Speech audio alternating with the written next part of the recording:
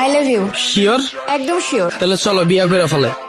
বিয়ে? আমি তো মাত্রই তোমাকে প্রপোজ করলাম। ঘুরবো, ফুচকা খাবো। ওরে বাইরে, জীবনে তুমি বহুত জনের কাছ থেকে ফুচকা খাইছো, আর আমিও জীবনে বহুত জনের ফুচকা খাওয়াইছি। ফুচকা খাওয়াইতে খাওয়াইতে পকেট খালি হয়ে গেছে গা। এখন আর আমি খরচা পানির ভিতরে নাই। ডিরেক্ট বিয়া করবা? তারপরও এত তাড়াতাড়ি কিসের বিয়ে? আমাকে ভালোবাসো না? আরে ভালো তো বাসি। তাহলে প্রবলেম কি? বিয়ে এত জলদি? বুঝছি, ভালোবাসা হারাই গেছো তো। যাও বাবা যাও। আরে না না, কি বলো? ভালোবাসা কেন হারাই যাবে? ভালোবাসা তো আছে, কিন্তু বিয়ে এত তাড়াতাড়ি মানে? বাইরে ভাই, 2-3 বছর আমার লগে প্রেম করবা, তারপর বন্ধু বান্ধবের কাছ থেকে টাকা ধার লইয়া বাইকে তেল বইরা তোমারে ঘুরামু, এরপরে তুমি আবদার করবা জান আমার সমুদ্র দেখতে মন চায়, কক্সবাজার যামু, এরপর ভার্সিটির ফি না দিয়া তোমার হইলে কক্সবাজার ঘুরমু, কয়দিন পর পর তোমার বার্থডে আইব, তোমার সারপ্রাইজ দিমু, আর তারপর কি করবা তুমি? 2 বছর পর হঠাৎ একদিন আইবা, আয়া কইবা জান আমার বাসা থেকে তো ছেলে ঠিক করে ফেলছে, ছেলে তো বিসিএস ক্যাডার। আরে আমি এইসব কেন বলবো? আমি তোমাকে ভালোবাসি। ওরে ভাই রে,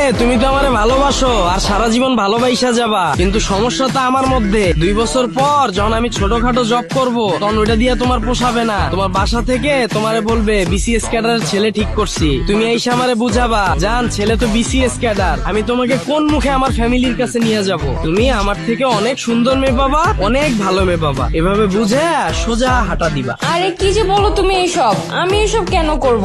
আর এত তাড়াতাড়ি বিয়ে ব্যাপারটা কেমন না? আমাকে ভালোবাসো না? ভালোবাসি তো। তাহলে প্রবলেম কি?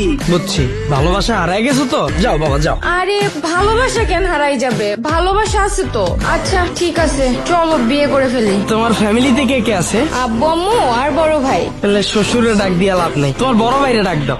বড় ভাইকে ডাকো মানে? বড় ভাইকে কিসের জন্য লাগবে? আর উনি এসে কি করবে? আরে বিয়ে করব, সাক্ষী লাগবে না? তোমার বড় ভাই তো সাক্ষী থাকবে। সাক্ষী লাগবে ঠিক আছে, বড় ভাই একে কেন ডাকবো? তুমি একটা কাজ করো, তুমি তোমার কিছু ফ্রেন্ডকে ডাকো, আমি আমার কিছু ফ্রেন্ডকে ডাকি, ওরাই সাক্ষী দিবে। চুনা দেওয়ার ধান্দা না? এরকম কইরা আমার বহুত বন্ধু চুনা খাইছে। চুনা মানে? মজা না? চুনা বুঝো না তুমি? এখন বিয়া কইরা লামু, 2 বছর পর তোমার বাবা মা যখন জানবো, তারপর কইবো এই ছেলে মানি না, এরপর আমার লগে 2 বছর থাকতে থাকতে আমারেও তোমার আর ভাল লাগবো না, এরপর তুমি ওই পক্ষে যায়া আমার নামে একটা মামলা দিয়ে দিবা, তারপর কি হইব? সারা জীবন জেলের ভাত খামো। বাবা এটির ভিতরে নাই, তোমার বাইরে ডাক দাও, আর নাইলে বিয়া করার দরকার নেই। আরে কি বলো এইসব? আমি এইসব কেন করতে যাব? তুমিই বলো। আমারে ভালোবাসো না তুমি? ভালো তো বাসি।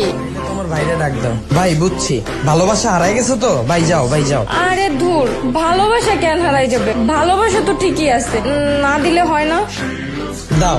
আচ্ছা তাহলে আমি ভাইয়াকে কল দিচ্ছি। কোথায় আসতে বলবো ভাইয়াকে? গ্রিন রেস্টুরেন্ট আসতে বলো।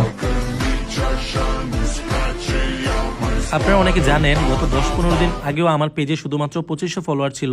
সো আমি কিভাবে শুধুমাত্র নাটক আপলোড দিয়ে 10-15 দিনে প্রায় 60,000 ফলোয়ার করে ফেললাম, এই বিষয়টাই আমি আপনাদের শেখাবো। আপনি নাটক আপলোড দিয়েও কিভাবে ইনকাম করতে পারবেন এবং খুব কম সময়ে আপনার পেজে ফলোয়ার নিতে পারবেন। আমি আপনাদের ভিডিও কলে আলাদাভাবে শেখাবো আপনি কিভাবে নাটকের ভিডিও এডিট করবেন, আপনি কিভাবে নাটকের কালারটা এডিট করবেন যেন সবার কাছে অনেক আকর্ষণীয় হয় দেখতে, আপনি কিভাবে আপনার ভিডিওতে লোগো অ্যাড করবেন, অথবা আপনি কিভাবে আপনার ভিডিওর মিউজিক এডিট করবেন যেন আপনার ভিডিওতে কপিরাইট না আসে।